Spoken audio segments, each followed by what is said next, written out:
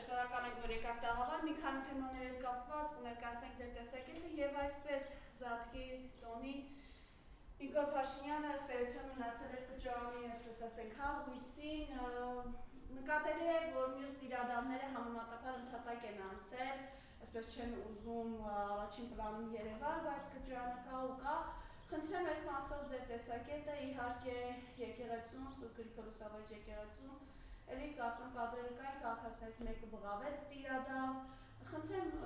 այս մասով ձեր տեսակետը եւ քանի որ եկեղեցու թեմայից սկսեցինք, մենք տեսանք, որ անցած շաբաթ էլ Սուրբ Աննա եկեղեցու միջադեպը տեղի ունեցավ, ինչի հետևանքով 18-ամյա Դավիթը բացառիկ առաջադիմությամբ հայ արժանապատիվ երիտասարդ այսօր գտնվում է հիվանդանոցում վերակենդանացման բաժանմունքում, այն դեպքում, որ ընդամենը Փաշինյանին ասում են մի բղծեք եկեղեցին եւ կադրերում էլ երևում է ինչպես է Փաշինյանի անվտանգության աշխատողը հարվածում Դավիթի դեմքին։ Խնդրեմ։ Դե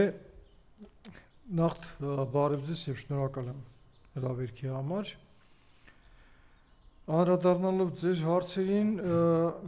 ես վստահ գիտեի, որ Զատիկը պղծվելու է։ Ինչպես ինքը բոլոր եկեղեցական տոներն է պղծում, դարձնում է դա մի լուրջ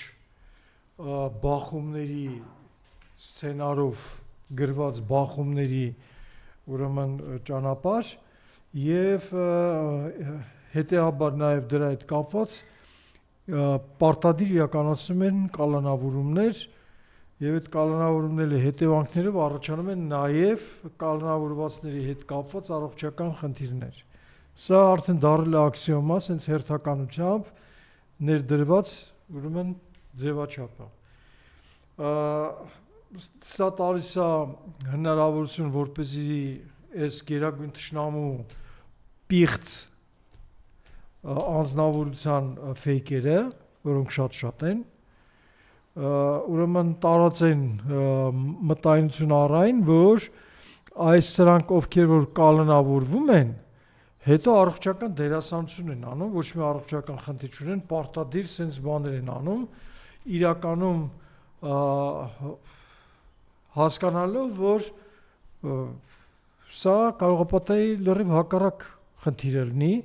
օրինակի համար հենց իշխանություններն են կազմակերպում այդ առողջության խիստ վատացման ուրեմն հետևանքը, որովհետև իրավաբանական տեսանկյունից եւ միջազգային հանրության ուրեմն տեսադաշտում նման լկտի ձևի վարք ու կալանավորում մարսել չեն կարողանում եւ հետեւաբար կալանավորվածներին ազատ արձակելու պատրվակ ունենալու համար առաջացնում են այդ առողջական վիճակը ուրեմն կալանավորվածների մոտ, որ հետո այդ պատճառաբանությամբ տնային կալանքում ինչ որ մի ձևի, բայց այնուամենայնիվ հագած վիճակում իրանց բանտի խուցերից ազատ են։ Հիմա հարցը առաջանում, բայց դեպքում խեն կալանավորում։ Հարցը շատ պարզ է։ Ընտրությունների մնացել է հաշված օրեր եւ պետքա հնարավորինս կրկնում եմ ստեղծել վախի մթնոլորտ այս իշխանությունների նկատմամբ։ Շատ ուժեղ աշխատում գերագույն թշնամի քարոզչական ապարատը,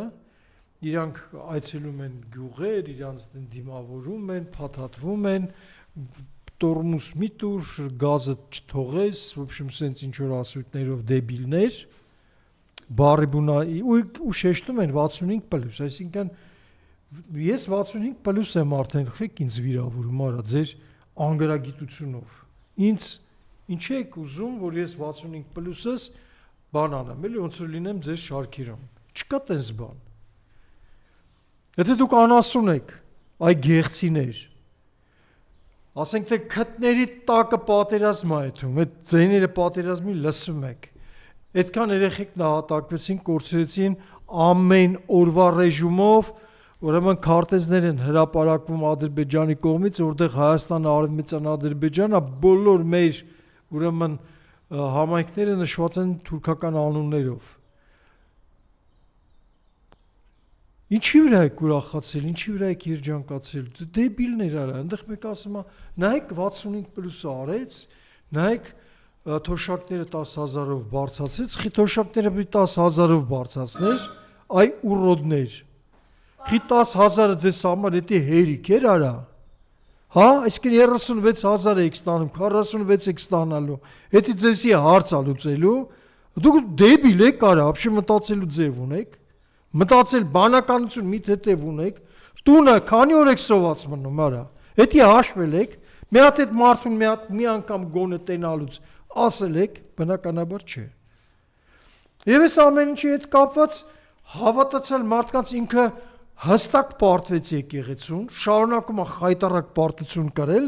բայց ինքը Նիկոլ չէր լինի, որ հանձնվեր, ուղարկի սուսուփուս գնար միտեղ մոռացության տար, միգուցե դա աշխատեր իր օգտին ընտրությունների ժամանակ։ Չէ, ինքը մուր հանող է, ինքը վրեժ հանող է, հասկանում եք, ոնց որ հայ ժողովրդից է իր վրեժը հանում, որովհետև լակոտ ժամանակ միշտ եղել է խեղճ, կզած ու ամեն ձևի ուրեմն վատ վիճակի մեջ, հա։ Հիմի մուրը հանում ինքը դրա համար։ Իր վատ ապրած տարիներին մուրը հանում է ժողովրդից։ Ու բնական է պիտի գնա պղծի, պիտի կեղտուտի, պիտի մարդկանց տրամադրությունները գցի։ Մարդիկ պիտի հիասթափված այսպես նստեն ու հասկանան, որ մոտավորապես իմաստն է, որ իր դեմը խաղ չկա, չգնան ընտրությունների։ Ժողովուրդ իր դեմը խաղ կա, եթե դուք գնում եք ընտրությունների։ Պարտադիր։ Եթե իր ազգային ժողովի գլխավորը եւս մի դեբիլ ասում է, որ Հայաստանի երաշխավորը Ադրբեջանն է, սրան ո՞նց եք փաթաթվում, արա դուք։ Լուրջ մեր երաշխավորը Ադրբեջանն է ու Թուրքիան, Իրանը չի, որը ցույց տվեց, որ հզոր պետություն է, հզոր զենք ու զինամթերքով ու դուխով միջև վերջ կռվող։ Իր արժանապատվության ու իր թասիբի համար, իր ինքնության, իր ազգային արժեքների համար։ Իրանք չեն մեր երաշխավոր, դու իրանց երաշխավոր չես ում, Ռուսաստանին տշում ես։ Ադրբեջանն ու Թուրքիան, հա, մեր անվտանգության երաշխավորը։ Ու ժողովուրդ դուք սրան եթե մեկ փաթաթվեք, դուք սրան դիմավորում եք, ձեռից են կրծած իբր թե հայկական քարտեզը, այդ աննասունությունը կպցնում եք ձեր դոշին ու ֆրֆռում եք, ու հիվանդ եք արա դուք։ Պարոն Շաբանյան, դուք այս կադրերը տեսել եք եւ երբ այս տարածում Փաշինյանի խաղաղությունը Հայաստանում արդեն մնացածը դուք մտածեք ինչ հետևանքներ ունենալու ադրբեջանցին։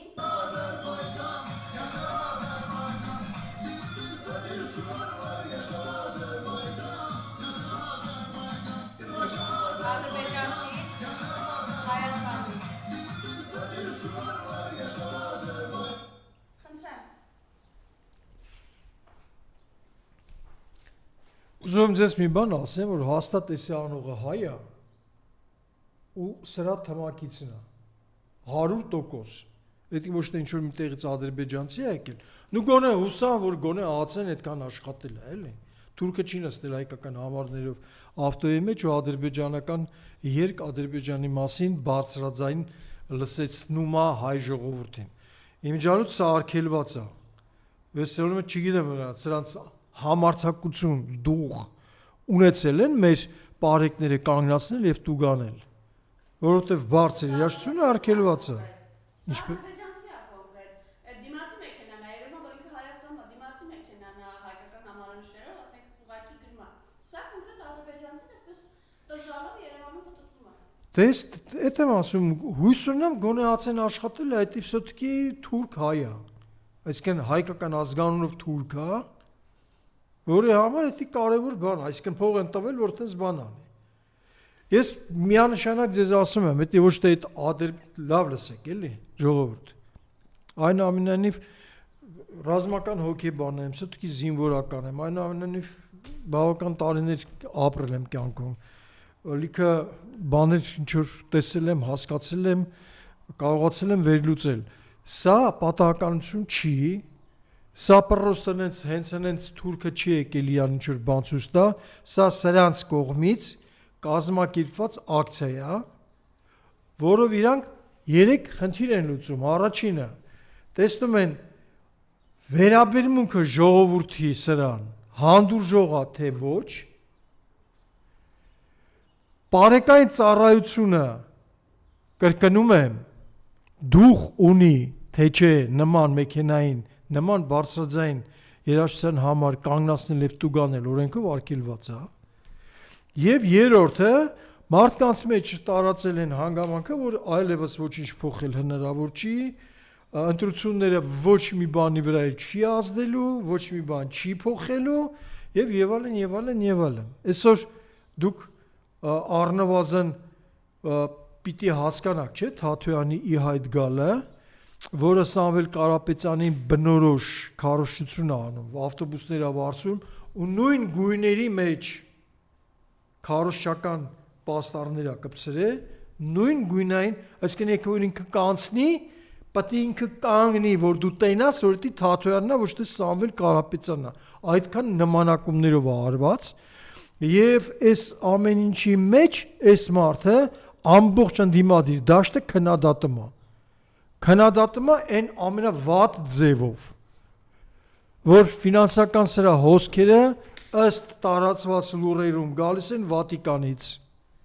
Բայց հիմա մենք տեսնում ենք նաև ընդդիմադիր դաշտում կոնկրետ հստակ երկու բլոկը, Սամվել Կարապետյանի ուժը եւ երկրորդ նախագահի ուժն են։ Այս մասով խնդրեմ, հա, ձեր տեսակետը։ Ու ես 3 ուժ եմ տեսնում, որոնք մոտավորապես իրար հետ հավասար են, այսօր իրանց ազդեցության եւ քանակության տեսանկյունով, նաեւ Ծառուկյան դաշինքը պետք չի մոռանալ, հələ որ իրանց քարոզչության մեջ բավական խելացի ու բավական ճշգրիտ քաղաքականություն են իրականացնում, մի քիչ ինձ դուր չի գալիս, որ Քոչարյանի դաշտը շատ пассив է, ոնց որ քարոզչության նկատմամբ անտարբեր լինի, ոնց որ դենք ինչ կստացվի, այդ վերաբերմունքը մի քիչ դուրս չի գալիս, բայց բոլոր դեպքերում իմ ունեցած շփումների ընթացքում ես տեսնում եմ, որ ընդդիմադիր ձևով տրամադրված բնակչության հիմնական մասը բաժանվել է Քոչարյան, Սամվել Կարապետյան եւ Ծառուկյան դաշինքի միջև։ Լավ է թե սա վատ է, չգիտեմ, բայց կարծում եմ շատ ավելի լավ կլներ, որ լիներ մի հատ կլոր սեղան այս 3 ուժերի մեջ եւ այս 3 ուժերը համատեղ, եթե չեն միանում որպես մի տեխնացուի շուրջ ուժեր, ապա համատեղ ինչ որ գրագետ գործողություններ կազմակերպեն, որ արանքում ընկած ձայներ փոշիացնող կուսակցությունները չկարողանան ունենալ լուրջ ազդեցություն ընդդիմադիր դաշտի ձայների վրա։ Դա շատ կարևոր է։ Եվ այդ դրանցից հիմնական փոշիացնողը հենց Թաթոյանն է, իր 1% ձայն ռեյտինգով։ Ասենք թե այսօր մենք այդ խնդիրը պետքա շատ հստակ հասկանանք, հարգելի ընդդիմադիրներ։ Հարցը շատ օրհասական է։ Եթե սա մնում է իշխանության մեջ, նույն օրը, գրեթե նույն օրը, լավագույն դեպքում հաջորդ օրը Հայաստանը չի լինելու։ Ես կարծում եմ, որ Հայաստանը արդեն չկա, ուղղակի կբարձրաձայնվի արդեն ի վերջո, որովհետև արդեն ոչ մեկ չկար ասի, արա դե էս ինչ եղավ, որովհետև գնացին ու եղավ, ընտրվավ այս գերագույն թշնամին։ Եվ այդ հետևանքը լինելու է ուղղակի վերջ, սրանից ավելի սարսափելի հետևանք չի կարա լինի։ Համենայն դեպս դուք տեսաք, եսի գնաց Մոսկվա, ինչքան ծեծք երավ ընդեղ, ինչքան լիքը բաներ լսեց, թե ինքը ով է իրականում, որից հետո ինչ որ փորձեց ընդեղ շատ անենց բանով Ղարաբաղ գցել Ռուսաստանի գրպանը, իրականում շատ խնդալու իրավիճակի մեջ ընկավ ու շատ ծայրահեղ ծիծաղալու էր իր կարգավիճակը։ Ու գիտես ոնց որ այս մարդը իրան բառացիորեն ասում է, արա դու գնացիր, ճանաչեցիր ու դարձրեցիր այդ գործը Ադրբեջանի ներքին գործ։ Դու ինձանից ինչ ես եկել ուզում, ինձանից ինչ ես պահանջում։ Ինքը ոնց որ չի լսում։ Այ դուք ՕՏԿԲ-ով, ուրեմն երբ որ բանը Ղարաբաղի վրա ՕՏԿԲ-ն իրավունք չուներ Ղարաբաղյան պատերազմի մեջ մտնելու։ Էդի մեկ, երկրորդը դու իրան դիմել ես ոչ թե օգնության հոդվածով, այլ խորհրդատվության հոդվածով։ Էդի բոլորը գիտեն ու մի խափի նորից մարդկանց։ Ու ոչ մեկ սա չի հիշացնում, սա էլ է ինձ անհանգստացնում։ Ովքեր սրա մասին գիտեն, ունեն փաստացի ապացույց, փաստաթղթով, հիմի դրա մասին չեն խոսում։ Ինչի՞։ Ախր հիմա են վաղտնա, որ սրա ստերը, դավաճանությունները, փաստացի ապացույցներով ունեցած ամեն ինչը հանվի եւ ցուցադրվի բնակչությանը։ Առավել եւս որ այն զանգվածը, որ ասում էր մենակ նախկինները չլինեն, զգալիորեն պակասել են, որտեղ վերջը հասկացել են, արել լավ, նախկինները չկան։ Էս էլ եկավ վերջն ալնելու։ Սկսել են հասկանալ էդի։ Բայց ֆոնի վրա լիքը ձայնագրություններ կան, լիքը բացատրություններ կան, լիքը փաստեր, փաստաթղթեր կան, քիչ եք դնում այսօր սեղանի վրա եւ ցուցադրում ժողովրդին։ Սրանով զբաղվել է պետք։ Ինչի՞ց չեք ցիտում այս գերագույն թշնամու գրած գիրքը։ Ամեն մի էջը խոսում է նրա մասին, թե ինքը ինչ է արել հիմա ու ինչ է շարունակել անել հետո։ Նորից գալով Ռուսաստանի, տեսեք, հիմա ոնց է ստացվում, էլի դուք արդեն ասացիք, որ խոսում եք Հայաստանի ըստեյության հանձնված է, բայց պատկերացնում եք, այսպես նրա գրպանը գցելու այս process-ը, վաղն էլ ում գրպանն է գցելու Հայաստանը հանձնել վերջնական։ Իրան չընտրող բնակչությանը։ Եվ Ռուսաստանում, ավելի մանրամասն Զատունինի անդրադարձը, Օվերչուկի անդրադարձը ինչ տեղի ունեցավ Ռուսաստանում, եթե փոքր ավելի մանրամասն խոսենք։ Ռուսաստանում եղավ հետևյալը, Ռուսաստանը այս անգամ բացարձակապես չներեց այլևս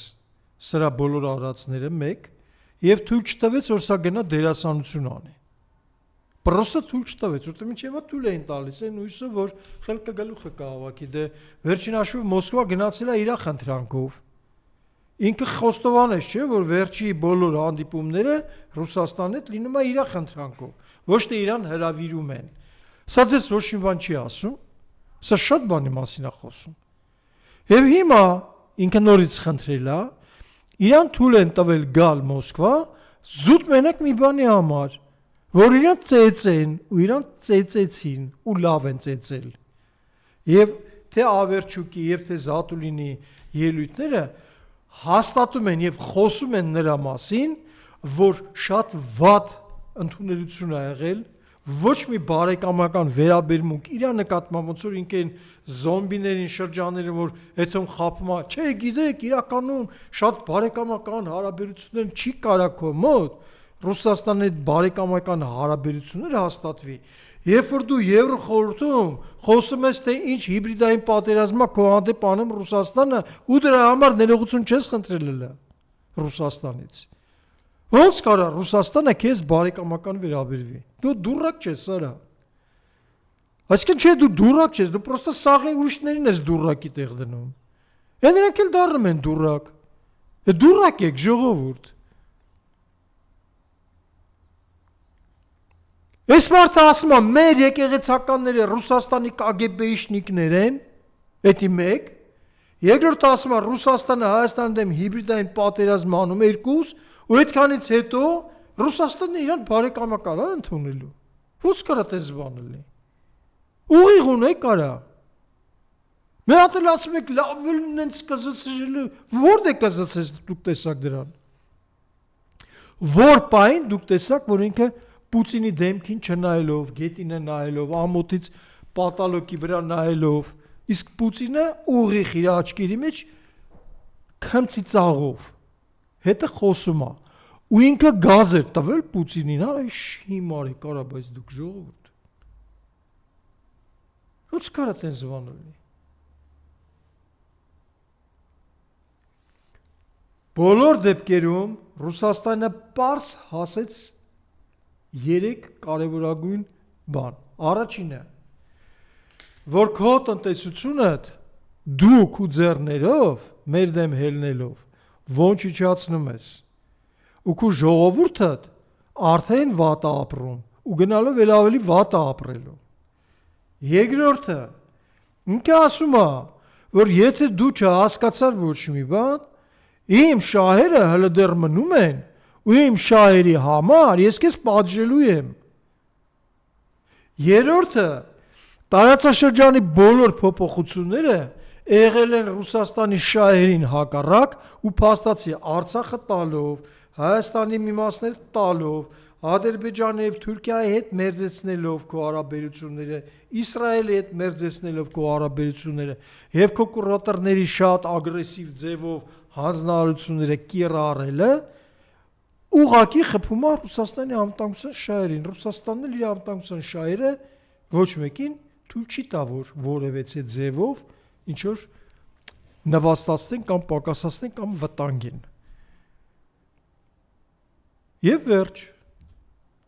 սա էր ամեն ինչի ուրեմն անելիքը։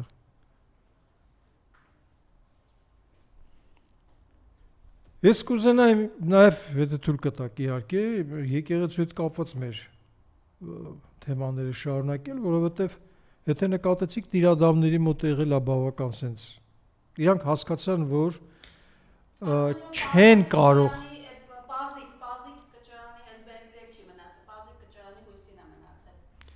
Նու ինձ թվում է որ նրա հույսն էլ չի մնացել, են էլ արդեն անկում ապրում, որովհետև ամենուրեք, փաստացի ամենուրեք, որտեղ իրանք երևացել են, արժանացել են ժողովրդի ամենակոշտ ձևաչափով արտահայտություններին եւ հասկանում են, որ այսօր փաստացի իրանք որպես հոգեվոր հովիվ, որպես եկեղեցական ամբողջությամբ սպառվել են եւ վարկաբեկվել են եւ դրա պատճառը եղավ նա, որ իրանք դեր քաշեցին այդ խաղի մեջ, որի մեջ իրանք ի սկզբանե մտադիր չէին լինելու։ Իրանք ի սկզբանե եկեղեցու եւ վեհապարի դեմ պայքարի մեջ չկային, մինչեւ սրանց չներքաշեց Նիկոլը։ Եվ չգիտեմ ինչա սրանց խաբել, չգիտեմ ինչա սրանց ֆրացրել, չգիտեմ ինչ հարստություններ առաջարկել, կամ միգուցե ինչ կոմպրոմատներ ունեցել, խոստացել է, որ դա կոմպրոմատները ուրեմն ինչ որ մի սեյֆում բալանիկով կփակվի։ Չգիտեմ ինչ ա եղել, որ սրանք sense կտրուկ դավաճանեցին վեհապարին, բայց այսօր փաստացի դավաճանվածը իրանք են, մոռացվածը իրանք են, ինչքան որ իրանց վրա թքել են բնակչությունը, հաստատ չեն կարացել լվացվեն ու մաքրվեն։ Դրա համար այսօր քաշվել են մի կողմի վրա։ Եվ այսօր ասենք թե Սուրբ Գրիգոր եկեղեցիում գնում են ինչ որ պատարակ են անում ու այնտեղ նույնպես համարցակ նա հայտնվում, որը հերթական անգամ իր նկատմամբ վատ կոչեր է հնչեցնում։ Ես չգիտեմ ճիշտ ասած այդ անձնավորությանը անմիջապես կանոնավորել են, թե կարացել է անդեղից ինչ-որ մի ձևով հեռանա։ Բայց շատ ցուցադրիչ էր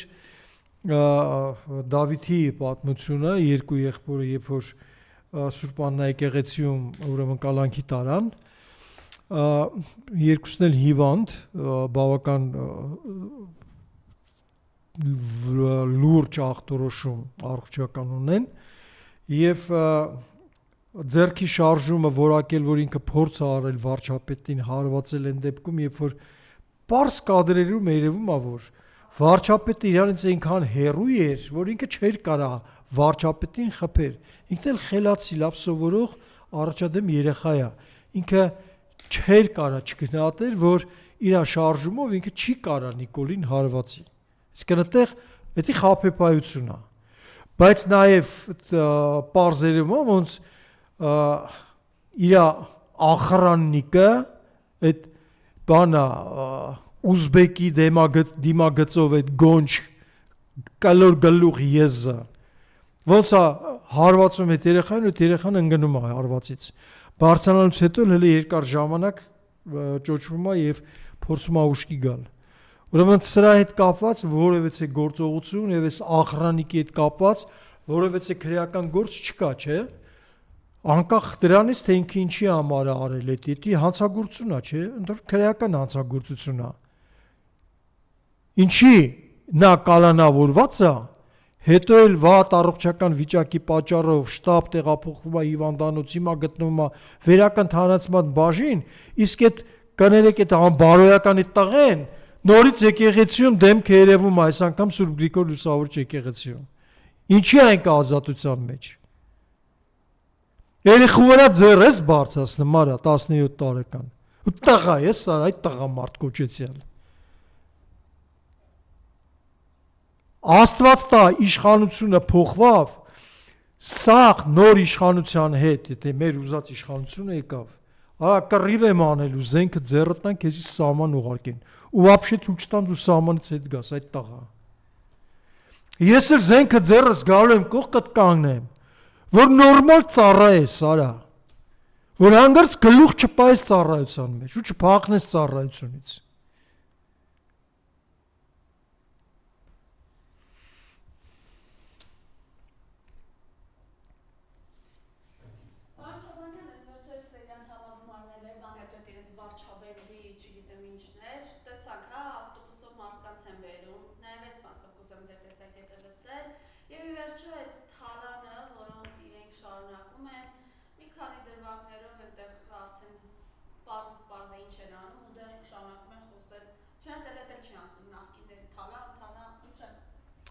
Նայեք, իրանք էական խոսույթը փոխել են, թալանից էլ չեն խոսում։ Իրանք խոսում են, եթե հունիսի 7-ին իրանք չընտրվեն, սեպտեմբերին լինելու է պատերազմ։ Ես չգիտեմ խի վստահ եմ, որ պատերազմը լինելու է մինչև ընտրությունները։ Որտի պայմանավորված, նորից պայմանավորված պատերազմ է, որովհետև բոլոր ցուցանիշներով եւ իր արարքներով ինքը գնում է նրան, որ երկու տարբերակ կամ հրահարում է քաղաքացիական պատերազմ Հայաստանում հայտարարում է հատուկ դրություն եւ ընտրությունները չեղարկվում են, կամ ինքը այն աշճանի է ամեն ինչը վատացնում կատարելով իր կուրատորների ուրեմն հանձնարարությունները արարքներով Ռուսաստանի դեմ եւ մնացած ուրիշներում իր ռեյտինգը այսպես թե այնպես գավիժում է գնալով։ Հիմա ասում են 25-27%, բայց գնալով գավիժում է, որովհետեւ բոլոր իր ասացներն հայտարարությունները նույնիսկ իր զոմբիների համար դժվար մարսելի է եւ կան շատ լուրջ ուրեմն բաներ, արձագանքներ այն մասին, որ շատ լուրջ դժգոհություն ու անհանգստություն կա նաեւ իր ԿՊԱ-ականների շարքերում, որը շատ լուրջ բան կանե, ներազդեցություն կունենա հետագայում նաեւ նույն ընտրությունների վրա։ Հիմա այս մարդը եթե զգաց, որ ընտրվելու շանսը իր մոտ 0-ը կամ 0-ից մի քիչ մեծ է կամ այն չափի է, որ միացյալ ընդդիմությունը միևնույն է լինելու ավելի շատ, ինքը կգնա նաև պատերազմը Հայաստան բերելու ճանապարհով մինչև ընտրությունները։ Հետևաբար ընդդիմությունը պետք է այս հարցի հետ կապված շատ զգուշ լինի, շատ ուշադիր լինի ու մտահոգ լինի նման սցենարով։ Անպայման լինի մտահոգ նման սցենարով։ Սրանց սաղ արածը ամբողջ աշխատանք հիմա իրանց մոտ նայեք քարոզչական մեքենաներ են պտտվում, որտեղ որ գրված է խաղաղությունը ձեր ձեռքերում է։ Իսկ խաղաղությունը ձեր ձեռքերում է նկատի ունեն, որ պետք է ընտրեն սրան, որ սեպտեմբերին պատերազմ չլինի։ Սա ոչ թե իմ կարծիքով այնուամենայնիվ, որտեղ շատ լավ հասկանում են, որ ինքը հակառակ է աշխատում, հա։ Ինքը ոչ թե աշխատում է իրանց քարոզչությամբ վարկանիշը բարձրացնելու համար, այլ ներազդելու մարդկանց վրա ընտրություններին չմասնակցելու, հիասթափացնելու, որ մարդկանց մոտ մտածմունք առաջանա, որ սրանք խնդիր չունեն, որ սրանց դեմը խաղ չկա, որ մեկը ամեն ինչ որոշված է, որ սրանք իրանց ուրեմն ադմինիստրատիվ ռեսուրսներով Եվրոպայից գալիս է ինչ որ հատուկ իրանց պաշտպանիչ եւ պաշտպանող պահպանիչները, այսինքն պրեզերվատիվները, էլի, եվրոպական ուրեմն արտադրության պրեզերվատիվները իրանց ընտրություններում պաշտպանելու համար, հա։ Այս ամեն ինչի դիմաց մարդկանց մոտ հիասթափություն առաջացնելու եւ ընտրություններին չմասնակցելու, որովհետեւ սրանց ընտրվելու շանսը միայն հնարավորինս քիչ մասնակիցների պայմաններում է։ Ինչքան քիչ մասնակից, այդքան սրանք առավելություն ունեն, որովհետև ունեն հստակ ընտրող քանակ մարդկանց, ունեն իրանց կողմից ներմուծված փոշիացնող ձայներ, որոնք այդ ընդհանուր ոնց որ անցած անգամ եղավ 21 թվականին, ընդհանուր մի 700,000 հոգի մարդ մասնակցեցին, հա, որտեղ որ առնվազն 400,000 հոգի 100% իրան ընտրող մարդ ուներ ինքը, դա ուրեմն բաներն են, աղանդավորներն են, այլասերվածներն են, այդ 65+ ուղիղները թափած այդ ապուշ մեր հայրենակիցներն են, այնուամենայնիվ հայրենակից են, էլի հայ են, ու մեղք են, պրոստը շատ մեղք են։ Իրանք չեն հասկանում, որ հարցը հիմի իրանց ապագան չի, որովհետև իրանք իրանց կյանքը ապրեցին։ Իրանց սերունդների ապագայինն է, ու իրանք դրա մասին չեն մտածում, ապուշ են։ Այսօրվա օրով են ապրում։ Այսօր իրանց ելնի այդ վարչապետի տված կրծած այդ կուկուռուզը դոշին կպած ելնի, թե վաղը իրանց թորու հետ ինչ կլինի ու որտեղ կլինի այդ թորը, ինչ ձևով ցեղակ սպանված կլինի, իրանց հետաքրքիր չի, չեն էլ մտածում դրա մասին։ Вообще հետաքրքիր չի։ Հետևաբար, ստեղ խնդիրը հենց դրա մեջ է, որ նորից հնարավորությամբ քիչ քվեարկողներ լինեն, քիչ մարդ գնա ընտրություններին, ու ինքը կարողանա իր վարչական ռեսուրսի մի կողմից իր սաթարող LGBT ասեցի արդեն, հա, այդ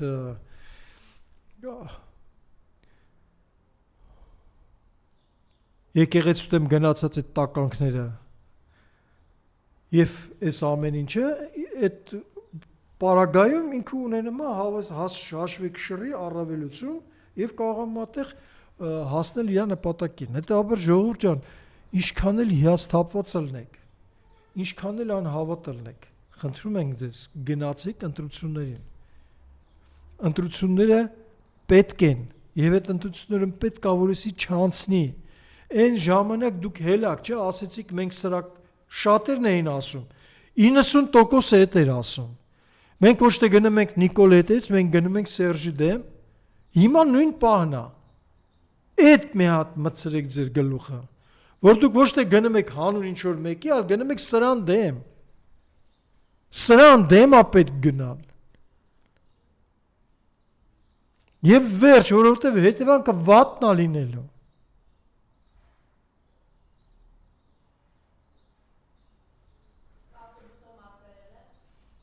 Ինչպես։ Ավտոբուսով էր, որ բերել էր իրեն քեֆին։ Իրանք իրաց նախկիների մասին խոսում են, ասում են միշտ չէ, որ այ ավտոբուսներով բերում են, լցնում են, տանում են, բաներ իրանք են անում։ Այ միջալոց այդ համայնքներն էլ, որ ինքը գնում այդքան իրան դիմավորող կա, մի մասը ավտոբուսով բերվածներ են, ուրիշ համայնքներից, Երևան քաղաքից, չգիտեմ որտեղից, տեղի բնակիչները չեն, էլի, մի մասը։ Սա էլ պետք է հասկանալ։ Ու նորից շարունակում են մի հատ այսօր տեսա իմիջիալոց հոլովակ էլի, որ բանը խոսում է Ադրբեջանի ու Թուրքիայի երաշխավոր լինելու մասին, ու անմիջապես դրանից հետո մի հատ միտեղ նստած 4 հոգով այդ գերագույն թշնամին Ալեն Սիմոնյան ու էլ ինչ որ երկու դեբիլներ։ Դուք մենակ տերայք ոնց էին այդ սեղանը փայտի հետ միասին վրի ուտելիքը խժռում էին, ոչ թե ուտում են, լափում էին, ու էլի դա ցուցադրում էին։ Այսինքն ցուցադրում են ամենտեղ ոնց է պերաշկի լափում, սուջուխ լափում, այնտեղ չգիտեմ կարտոշկա լափում, կուկուռուզ լափում, ձեռ են առնում։ Ժողովրդին հոգնածնում են ամեն ինչից եւ հիասթափեցնում են։ Սա կոնկրետ տեխնոլոգիաներ են ժողովրդին ընտրատարածքներ չգալու համար։ Լավ իմացեք, թվում է աբսուրդ բան եմ ասում, բայց հենց դրա համար է արվում ժողովուրդ։ Որտեվ մարդը մտածում է, չէ՞ որ սենց իրան լկտի ապահում, այս ձևի էշություններ անում, որ Աշխարհում ոչ մի հատ ղեկավար իրանց չի պահում խայտարակ ձևի, ոնց որ էս նա խայտարակում։ Ադրբեջանցի մի հատ ընդդիմադիր լրագրող կա, որը միշտ հայամետ կեցվածք ունի, տարիքում մարդ է։ Էլ ես վերջերս ելույթերել ռազմավարներ բան ծեծում, Քամրան ռազմավարներ ծեծում, ու ծիծաղում վրեն։ Վերջում էլ ասեց ժողովուրդ, ասեց, ես մի բան եմ ուզում ասեմ, էլի։ Հայ ժողովրդի մեջ սրա նման պազոր, սրա խայտարակ ոչ մի անգամ չի եղել, ու ոչ մի պետություն սրա նման խայտարակ ղեկավար չի ունեցել։ Մտածեք սրա մասին, ու Քամրանին մի լսեք, արա որ ձեզ քարոզում է Նիկոլ ընտրեք։ Ամբողջ ադրբեջանական ուրեմն մամուլը քարոզում է, ասում է, որ իրանք պաշտպանում են Նիկոլ Փաշինյանի տեխնացությունը։ Սա ձեզ ոչ մի բան չի ասում։ Որ Քամրան ռազմավարը կոնկրետ ասում է, որ Փաշինյանի նման ճիշտ, նորմալ, ազնիվ, ուրեմն խաղացում եւ լույս բերող ձեր երկրում գոյություն տնեց բառերը ասում, վատանում է սարը։ Եվ մի հատ ուրիշ թուրք լրագրող, այս անգամ պետք է ասեմ լավ իմաստով թուրք, որովհետև հայերի մասին ավելի շատ մտածող է, քան հենց ինքը Նիկոլը։ Որ ասում է մի լսեք արա Քամրանին, որովհետև սենց խայտարակ ղեկավար աշխարհում ոչ մեկ չի ունեցել։ Դուք ձեր սաղ պատմության մեջ հենց եք խայտարակվել սրա պատճառով, որ հələ երկար եք այս խայտարակությունը մարսելու։ Չեք կարալու երկար ժամանակ այս խայտարակությունից ազատվելու։ Ծաղրու առարկայից ծաղալու առարկա եք դարել, արա, ձեր նման հնագույն մշակութային ազգը։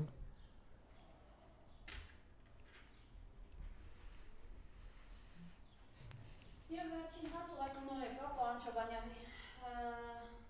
Զատուլինը ևս մեկ անգամ խոսել է, նշելով, որ Փաշինյանը Իրանի հարցում իրեն նույնքան երկերեսանի պահում, որքան Ռուսաստանի դեպքում։ Հայաստանի բոլոր գործողությունները տարածաշրջանում իրականում խնդիրներ են ստեղծում Իրանի համար։ Հայաստանը պատրաստվում է Իրանի հետ ստորագրել համապարփակ ռազմավարական գործընկերության մասին համաձայնագիր, սակայն նաև վստահեցնում է, որ Սպիտակ տան Փաշինյանի ճակերտավոր բարեկամները սրան այդքան էլ կողմ չեն լինելու, եւ որը բնականաբար Փաշինյանի համար անհամեմատ ավելի կարևոր է լինելու։ Եվ ասում, Իրանում չի կարելի վստահել Հայաստանի ներկայիս կառավարության հետ հարաբերություններին։ Խնդրեմ։ Այն հանգամանքը, որ Իրանը շուտվանից չի վստահում Հայաստանին, որովհետև շարունակում են անընդհատ ուրեմն ասենց լսելի դաշտում պահել այդ Թրամփի ուղին թրիպը, չգիտեմ ինչ զիբիլ էլի, հա, ինչը իրոք շատ լուրջ խոչընդոտ է եւ շատ լուրջ մարտավարական հրավեր է Իրանի անվտանգությանը, որտեվ Իրանին այդ սահմանում ունենալ ամերիկյան ներկայություն շատ ցավալի ընդունվող հանգամանք է։ Եվ մի անգամ չի արդեն դրա մասին չի բարձրաձայնվում ներքին խողովակներով Փաշինյանին բավական կոշտ Պարսկաստանը արձագանքել է, որ այս ինչ որ դուք անում եք, իրականում ուղղված է մեր դեմ։ Ես Զատուլինի գրածի կամ ասացի հետ համաձայն չեմ, որ սա վարում է երկերեսանի քաղաքականություն Իրանի հանդեպ։ Ես կարծում եմ, որ սա արդեն բացահայտ վարում է հակաիրանական քաղաքականություն եւ Իրանում դա շատ լավ հասկանում են։ Այսօր դուք տեսնում եք, որ Իրանը արդեն բավական նաև լուրջ նախազգուշացումներ է արել Ադրբեջանին, որովհետև եւս փաստեր եւ դեպքեր են արձանագրվել, որ կործանիչները բարձրացել են եւ հասել են Իրան, Ադրբեջանում գտնվող իսրայելական օդային բազաներից, ռազմաօդային բազաներից։ Սրա մասին շատ երկար չի լռել, ոչ թե չի լռելու, այլ չի զսպելու Իրանը, որովհետև առայժմ ոնց որ զսպում է, չի փորձում, չի անում հələ դեռ կտրուկ քայլեր, բայց բավական կոշտ նախազգուշացումներ արդեն արել է։ Եվ ես ենթադրում եմ, որ որոշակի չափով Ադրբեջանի ակտիվությունը պասիվացավ այս գործողությունները, մի մոմենտ շատ ակտիվացան, ինչ որ շատ սկսեցին գործեր անել, որովհետև նաև Թուրքիան է զգուշացնում Ադրբեջանին, որ դա քո պատերազմը չի, հանգարց չխանգարես, չմտնես ու Իրանին չբարկացնես, որովհետև եթե ինքը քեզ խփեց, ես քեզ չեմ կարելու պաշտպանեմ։ Այսօր ինքը Թուրքիան լուրջ խնդիրներ ունի եւ Իրաքի քրդերի հետ կապված եւ ընդհանրապես քրդական հարցի հետ կապված, որովհետեւ քրդերը հասկանում են, որ Թուրքիայի դիրքորոշումները եւ դիրքերը հիմի բավական սասանված են եւ կփորձեն իրանց այս իրավիճակից օգտվելու հնարավորությունը դարձնել օրակարգային։ Հետեւաբար սրա պահվածքը ուրեմն ծայրահեղ վտանգավոր է։ Փաստացի այսօր արձանագրվում է շատ կարևորագույն մի խնդիր, որ Հայաստանի ամենաուժեղ, ամենակարևորագույն անվտանգության երաշխավորները իրականում, որ Հայաստանը կարա հանգիստ իր կյանքը վայելի ու ապրի, դա կարա լինի Իրանը եւ Ռուսաստանը։ Եվ դրանից հետո եկած օղակը, Չինաստան, Հնդկաստան ու եւ այլն։ Նույնիսկ Պակիստանը այսօր շատ զուսպ է, ատոմային զենք ունեցող երկիր է, բայց Իրանի հանդեպ շատ զուսպ է։ Իսրայելը ունի որոշակի ռազմավարական, ուրեմն համագործակցության պայմանագրեր, բայց Իսրայելին չի օգնում։ Վախեցած է։ Պարսկաստանը ցույց տվեց, որ ինքը բավական հզոր ռազմական տեսանկյունից երկիր է։ Ես էլ չեմ ասում իրան պաշտպանելու համար էլ անսահման դուխ ունեցող երկիր է։ Այն որ ձեռն անում այդ վախկոտներին մի հատ ռումբ են գցելու, սաղ փախնելու են Իրանը դատարկվելու է, դառնալը մեր տարածքը բախի չփախան։ Տեսակ որ չփախան։ Տեսակ որ դուք եք փախնում։ 30 միլիոն դոլարի արժողությամբ գործողություն է կատարում մի հատ օդաչու փրկելու համար։ Եվ կորցնում եք մոտավորապես 26 միլիոն դոլարի զինտեխնիկա։ Պլյուս։ Այսինքն 30 միլիոն ծախսեցին օդաչուին փրկելու համար, 26 միլիոն էլ, ասենք թե 26 միլիոն էլ օդանավներ յանն պայթեցրել են։ Իրանք ասում են մենք պայթեցինք, որ պարսիկների ձեռը չընկնեն, պարսիկներն էլ ասում են մենք ենք խփել, ես վստահում եմ պարսիկներին։ Մինչև հիմա իրանք չեն խփել ոչ մի հարցում։ Ոչ մի բան չեն չարաշահել, ոչ մի բան չեն ուռճացրել։ Ոնց եղել է, տենց ճշգրիտ ձևով էլ ներկայացել են մինչև հիմա։ Ես պարսիկներին եմ վստահում։ Իսկ Թրամփը մինչև հիմա ամեն ինչում սրա նման սուտ է խոսում։ Երկու սուտասան երկրներ, երկու սուտասան ղեկավարներ պետությունների, Թրամփ եւ Փաշինյան։ Ընդհանուր բացահայտ, ակնհայտ, անթակույց։